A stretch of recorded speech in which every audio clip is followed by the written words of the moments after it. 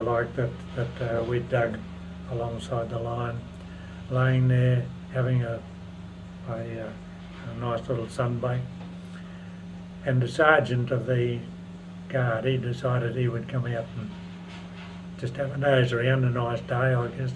That sort of thing must have motivated him, and he spotted this bloke. So he went off back into the jungle and got a lump of bamboo, whittled it down until it was just right. Then he went in there and he absolutely beat the crap out of this guard. He beat him until he was fully dressed again, and then he beat him some more, around the head, around the ears. So beatings to them were a run-of-the-mill thing, but for us, of course, a beating was a terrible thing. Yeah. When you were working underlying that circumstance, were you barefoot or did you have footwear? Some had footwear, some didn't, but generally it was mostly barefoot stuff. Bloody hard on the feet. Yes, your feet got very hard. Oh. Yeah. At the just moving on now to the end of the war, were you aware before the curtain came up that anything about the IJA's policy of maybe getting rid of all the POWs, shooting them all? Yeah, we learnt that very late in the piece. Just after the event? Well, just at the time. But you weren't aware of it beforehand?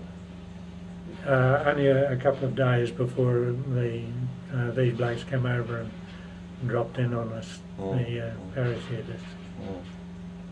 But we were aware of it then, and of course that also gave some credence to the presence of the gun down the bottom. It sort of all fitted together. It wasn't a very happy thought. Would have been a frightening time. I mean, at the end of all that previously frightening time, to have, well, can you call it a climax? Oh boy. Well, it was perhaps nervy more than anything. Yeah. A matter of holding your nerve on these things and not to rush off and do something silly. Oh hell yeah.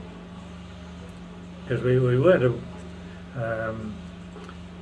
well, we were aware that they could make a stand for the island, because we had been busily digging foxholes for them and tunnels and goodness knows what. You know, but there was nothing much you could do about it. No, thanks, Digby. Digby, thank you very, very much for allowing us to come down and visit you and to test your recall on some of these things, which I'm sure. Oh yes, it's there to haunt me for the rest of my life. Yes. Believe you me, it's nothing that